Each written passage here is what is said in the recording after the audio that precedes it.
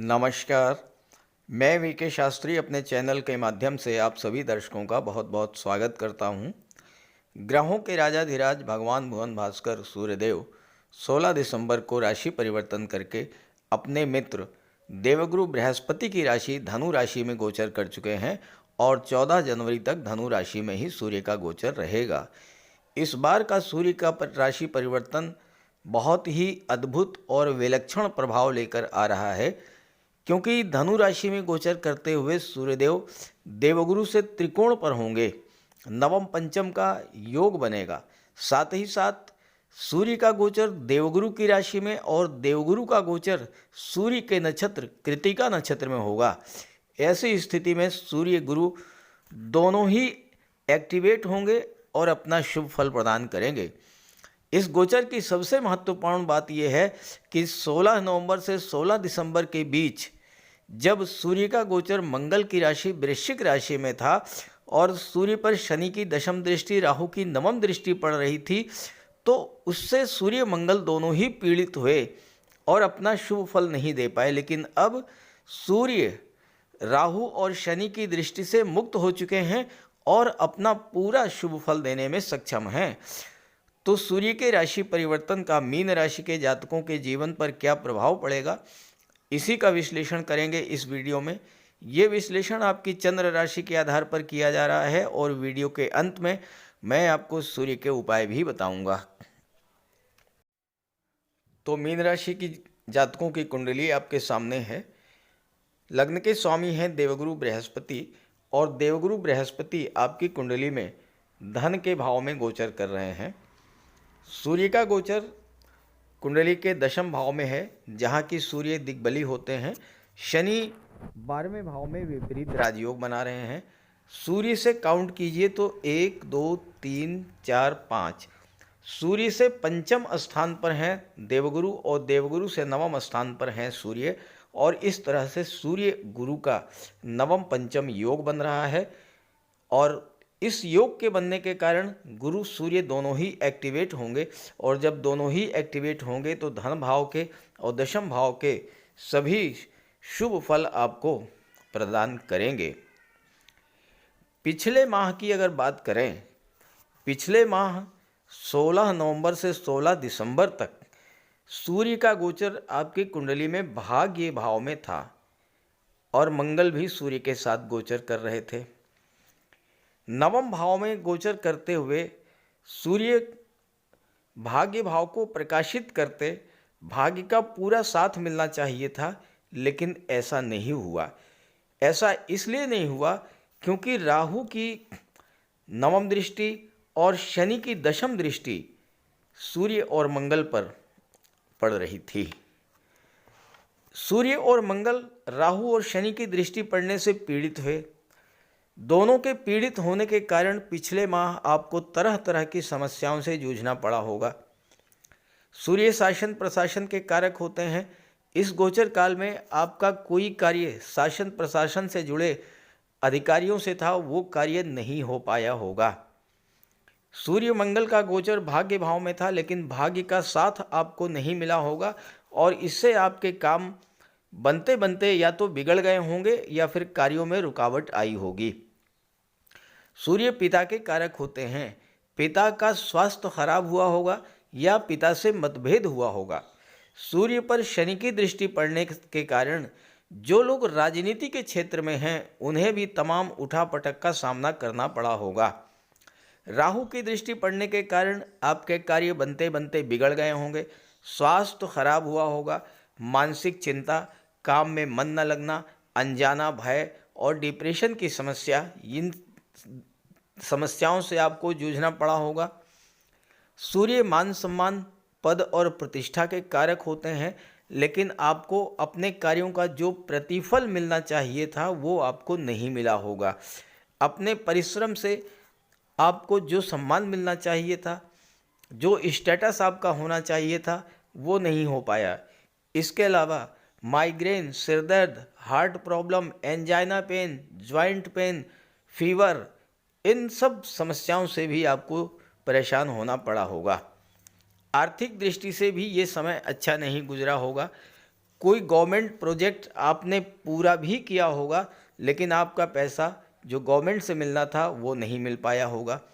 मंगल के पीड़ित होने के कारण आपको बात बात पर क्रोध आया होगा, परिवार में तनाव की स्थिति बनी होगी, आपके आत्मबल और आत्मविश्वास में कमी आई होगी, और हो सकता है कि बिला वजह का लड़ाई झगड़ा, कोर्ट कचहरी का मैटर बना हो। खर्चे भी आपके नियंत्रण से बाहर हो गए होंगे और कर्ज लेना पड़ा होगा। अगर ये सब हुआ हो तो ज़रूर कमेंट करके बताइएगा। हालांकि सबके साथ ऐसा नहीं हुआ होगा, लेकिन जिनके भी जीवन में सूर्य या मंगल की महादशा या अंतर्दशा गतिमान रही होगी, और या जिनकी कुंडली में सूर्य या मंगल खराब रहे होंगे, उनके साथ कुछ न कुछ जरूर हुआ होगा। तो कमेंट करके बताइएगा। अब आइए बात करते हैं धनु राशि में सूर्य के गोचर का क्या शुभ फल आपको प्राप्त होगा। सूर्य का गोचर आपकी कुंडली के दशम भाव में है।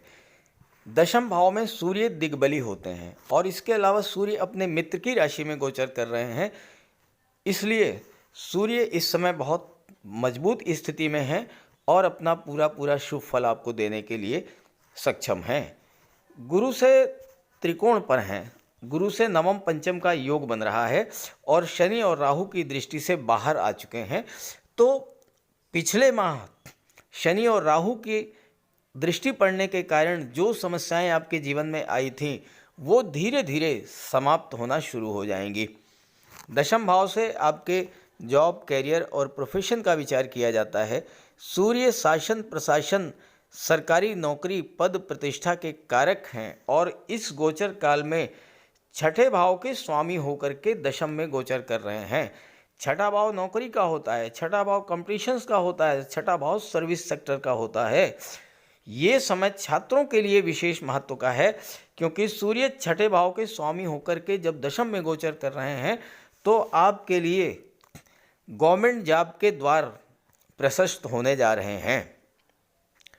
नौकरी मिलने का प्रबल योग बनेगा अगर आपकी कुंडली में सूर्य मजबूत हुए, या आपके जीवन में सूर्य की महादशा अंतर्दशा गतिमान हुई और आपने भरपूर प्रयास किया, तो इस गोचर काल में आपको गवर्नमेंट जॉब मिल जाएगा। इस बात का पूरा पूरा योग बन रहा है। कार्य क्षेत्र में उन्नति होगी, और चूंकि धन भाव में गुरु हैं, आपको अपने कार्य क्षेत्र से, अपने परिश्रम से जो पैसा जितना मिलना चाहिए था, वो धन आपको प्राप्त होगा। कोई पैसा आपका डूब गया था, रुका हुआ था पैसा, वो धन भी आपको प्राप्त होगा, और आपका स्टेटस ग्रो करेगा। हो सकता है कि पिछले माह आपने कोई कर्ज लिया हो, किसी तरह की कोई शत्रुता बनी हो, तो वो समस्याएं भी इस समय अब आपका समाप्त होंगी। सूर्य दिग्बली होकर के शासन प्रशासन में उच्च पद तो दिलाएंगे ही, मान सम्मान में भी वृद्धि होगी और धन की भी प्राप्ति होगी। सूर्य राजा हैं और आपके नेतृत्व क्षमता में वृद्धि करेंगे। जो लोग राजनीति में हैं और पिछले माह सूर्य के पीड़ित होने के कारण राजनीति के क्षेत्र में जो उठापटक बनी थी, वो समाप्त होगी और उच्च पद प्राप्त होगा। सूर्य दशम भाव में है, सप्तम भाव के स्वामी हैं बुध, और बुध भी सूर्य के मित्र हैं। सप्तम भाव व्यापार का होता है, तो इस समय व्यापार के क्षेत्र से भी आपको सफलता और धन की प्राप्ति होगी। ज्योतिष शास्त्र का कहना है कि दशम भाव में सूर्य का जब गोचर होता है तो राज दरबार का सुख मिलता है, यानी आपको राज्य से धन की प्राप्ति होगी, गवर्नमेंट से धन की प्राप्ति होगी, गवर्नमेंट से मान सम्मान की प्राप्ति होगी। और यहाँ से गोचर करते हुए सूर्य की दृष्टि कुंडली के चौथे भाव पर पड़ेगी। सूर्य राजा हैं, देवगुरु महामंत्री हैं, आपको राजसी वैभव इस समय प्राप्त होगा, राजसी सुख की प्राप्ति होगी। नई नौकरी, नए व्यापार व्यवसाय को लेकर आपके मन की चिंता दूर होगी, और नई नौकरी और नए व्यापार व्यवसाय के अवसर भी आपको प्राप्त होंगे। पिता के स्वास्थ्य में भी सुधार देखने को मिलेगा। पिता से कोई मतभेद था वो समाप्त होगा। पिता और गुरु का सहयोग मिलेगा, और उनके सहयोग से, उनके आशीर्वाद से आप कार्य क्षेत्र में आगे बढ़ेंगे। सूर्य आपके लिए उच्च प्रशासनिक सेवाओं, आईएएस, आईपीएस, सिविल सर्विसेज में जाने का मार्ग प्रशस्त करेंगे। सूर्य, बुध और गुरु के प्रभाव से आप अच्छे शिक्षक, अच्छे काउंसलर, वकील, वक्ता, कवि बन सकते हैं। बैंकिंग, फाइनेंस या सोशल मीडिया के क्षेत्र में आपको सफलता मिलेगी। सूर्य यहाँ पर छठे भाव के स्वामी होकर के दशम में गोचर कर रहे हैं, तो जो लोग ऑलरेडी जॉब में हैं उनके पद प्रतिष्ठा प्रमोशन का लाभ मिलेगा, और साथ ही साथ जो लोग नौकरी की तलाश में हैं उनको नौकरी प्राप्त होने का भी योग बनेगा। हालांकि सूर्य राजा हैं, अग्नि तत्व ग्रह हैं, चौथे भाव पर दृष्टि डालेंगे। चौथा भाव आपका परिवार होता है, तो अगर आपने अपने अहंकार, ईगो पर, क्रोध पर नियंत्रण नहीं रखा तो परिवार में तनाव की स्थिति भी बन सकती है। लेकिन माता पिता का आपको पूरा सहयोग मिलेगा, गुरु का पूरा सहयोग मिलेगा, और गुरु धन के कारक हैं। गुरु की दृष्टि जब छठे भाव पर पड़ेगी तो किसी प्रकार का कोई कर्ज है वो आपका समाप्त होगा। गुरु की दृष्टि जब आठवें भाव पर पड़ेगी, गुप्त धन की प्राप्ति होगी, और साथ ही साथ अष्टम भाव पर गुरु की दृष्टि पड़ने का प्रभाव ये होगा कि आपको ईश्वरीय कृपा की प्राप्ति होगी, क्योंकि देवगुरु साक्षात भगवान विष्णु के स्वरूप हैं, और जो देवगुरु की दृष्टि जब भी अष्टम भाव पर पड़ती है तो देवगुरु आपके जीवन में चल रही जो भी समस्याएं हैं उन समस्याओं को अपने ऊपर ले लेते हैं और आपको बिल्कुल सुरक्षित बाहर निकाल आते हैं। तो इस तरह से सूर्य का ये गोचर आपके लिए बहुत शुभ फल देने वाला है। इस गोचर का पूरा लाभ उठाइए, और अगर आपके जीवन में सूर्य की महादशा या अंतर्दशा गतिमान हो, या सूर्य आपकी जन्म कुंडली में कमज़ोर हो, तो सूर्य का उपाय अवश्य कीजिएगा, आपको विशेष लाभ होगा। बात करते हैं उपायों पर। सूर्य देव की आराधना करें।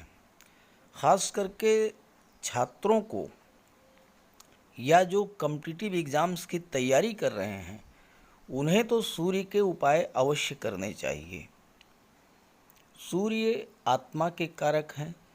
इस पृथ्वी पर सूर्य के कारण ही जीवन है, और सूर्य की ही ऊर्जा, प्रकाश और ऊष्मा से हम कार्य करने में सक्षम होते हैं।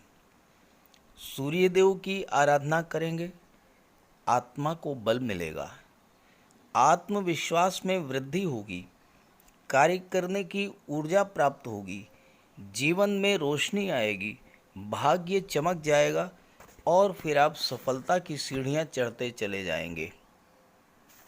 तो प्रातःकाल स्नान करते समय जल में लाल पुष्प या केसर डाल करके स्नान कीजिए।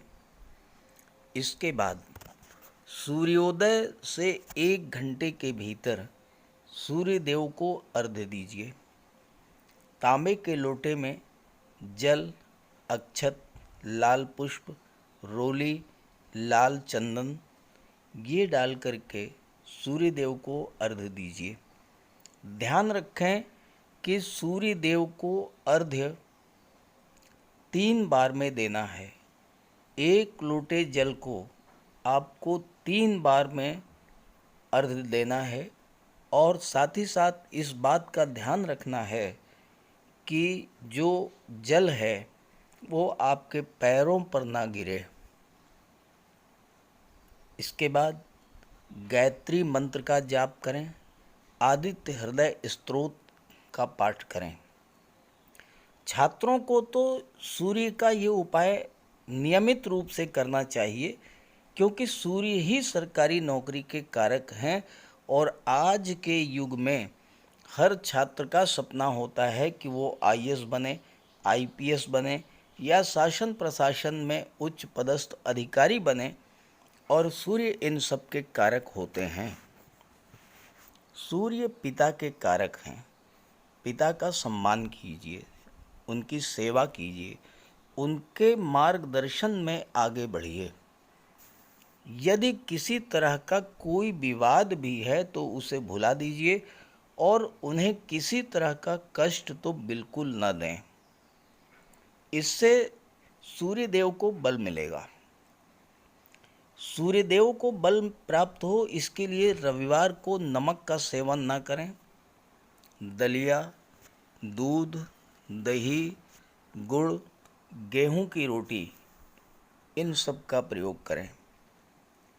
रविवार के दिन सूर्यदेव को अर्घ्य देने के बाद एक तांबे की अंगूठी या तांबे का छल्ला ये धारण करें और जितनी आपकी क्षमता या सामर्थ्य हो यथाशक्ति लाल वस्त्र, गुड़, गेहूं, मसूर की दाल या तांबे का दान करें। गौ माता की सेवा करें, उन्हें रोटी दें, चींटियों को चीनी दें, मछलियों को आटे की गोली खिलाएं। ध्यान रखें कि जो भी उपाय करें यो पूरे मन से करें। उपाय करते समय सूर्यदेव का ध्यान करें और साथ ही साथ अहंकार और क्रोध इनसे दूर रहें। आप ये उपाय करके देखिए, जीवन में इतना बड़ा परिवर्तन आएगा कि आप कल्पना नहीं कर सकते। तो मेरी बात से सहमत हों तो उपाय शुरू कर दीजिए, और वीडियो अच्छा लगा हो तो अपने साथियों को, मित्रों को भी ज़रूर शेयर कर दीजिएगा। नमस्कार।